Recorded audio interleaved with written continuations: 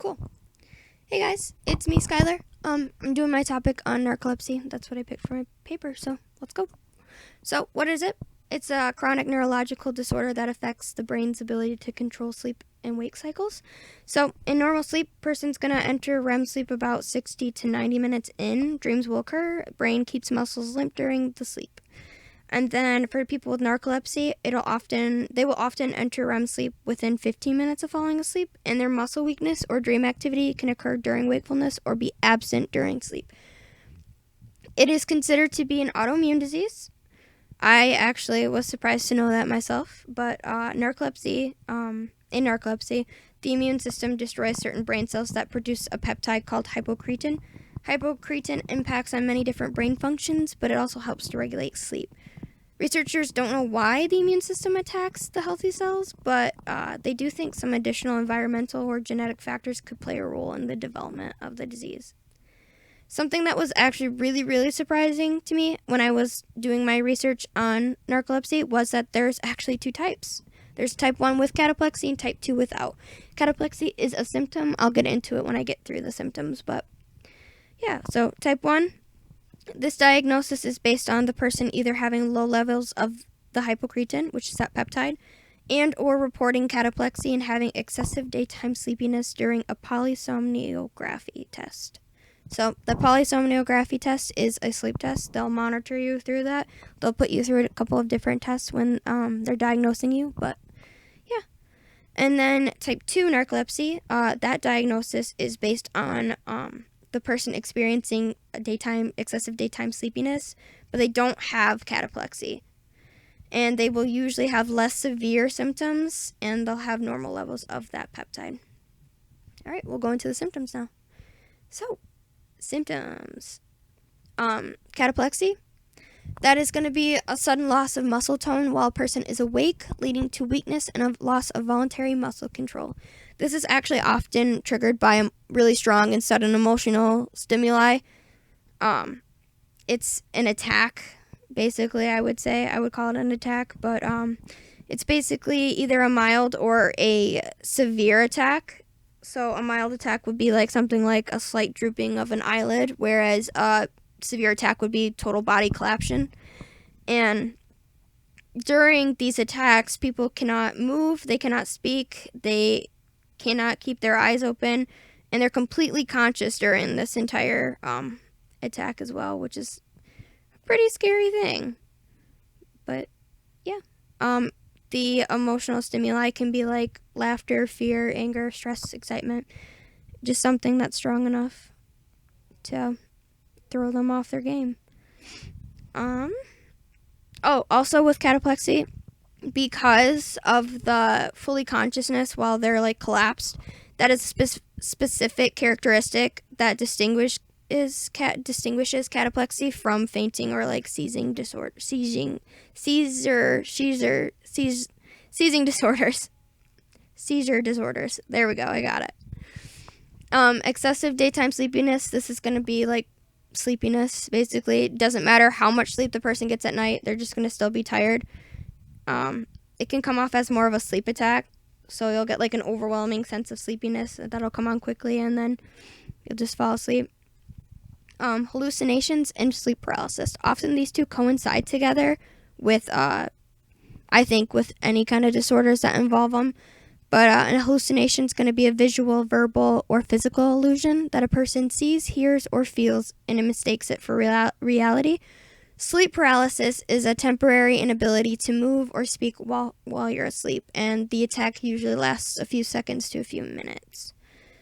But yeah, often because these can be coincide things, they can often be really unnerving and really disturbing to narcoleptic patients and anybody who has to experience them. So, the symptoms of the symptoms of narcolepsy often cause major stress to individuals that have this disorder. Oftentimes, people who have narcolepsy are misdiagnosed or underdiagnosed, resulting in more stress due to these people not understanding or knowing what is wrong with them.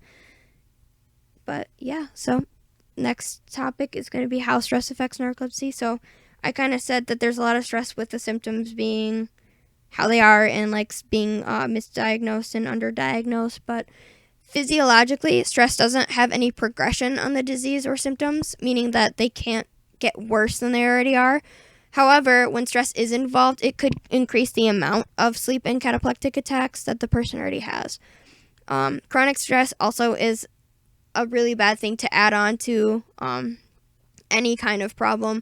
Like, chronic stress is already a problem by itself, but if you have a condition, it just makes it worse because you can get comorbidities, or you could get a whole different disease due to the chronic stress. But yeah, it can just add more problems than solve.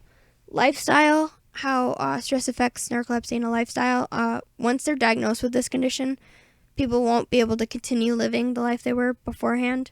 So stress can impact already on one's career, relationships, hobbies, but like being diagnosed on top of it with a chronic disease or chronic illness is even more stressful, adds a lot more stress to your already everyday stress. People can usually take up new or continue bad habits when they find out about their condition and refuse to look for a support group.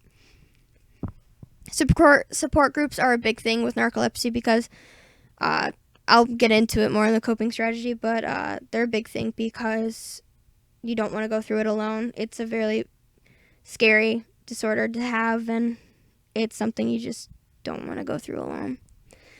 So treatment-wise, narcolepsy doesn't have a cure, but researchers have come up with treatment plans involving drugs and therapy. So some examples of the drugs would be modafinil, sodium oxybate, and amphetamine-like stimulants. So sometimes the therapy would be CBT, drug therapy, group/support therapy. Self-affirmation and coping skills training are the two stress-reducing techniques that I had chose to pick for my topic. So self-affirmation is going to be an approach that helps the patient to recognize self-value, decrease defensiveness, and increase openness. And then coping skills training is going to be a strategy to help distinguish a stressor's worth, and if it is changeable, deal with specific stressors and turn minor stressors into tasks. Self-affirmation, I think, is a good method that could work for narcoleptic patients because it's a way for them to accept their disorder. It's a way to help them cope with their new lives that they're going to have to live. And kind of like how I stated before, people are often going to be not okay, and they're going to fight to live how they did before they were diagnosed.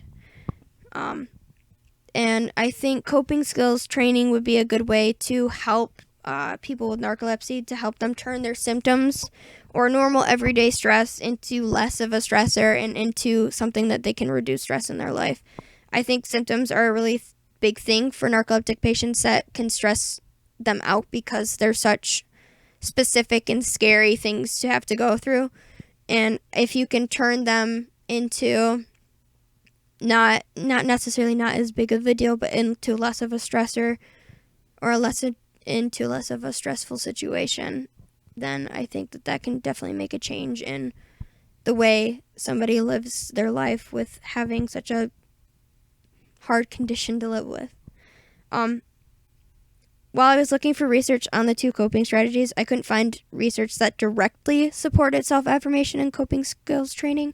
But I did see a lot of things saying about having a good support system and making sure that they're learning things through therapy and taking drugs. But therapy is a good way to help people to learn how to adjust to living with disease, and a good support system is always good to have no matter what kind of disease or illness it is.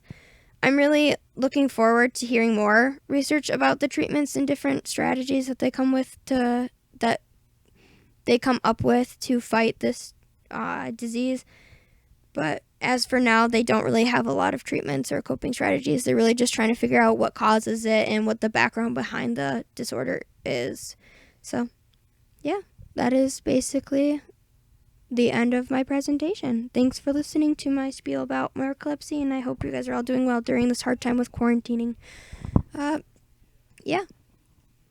Have a good rest of your night, guys.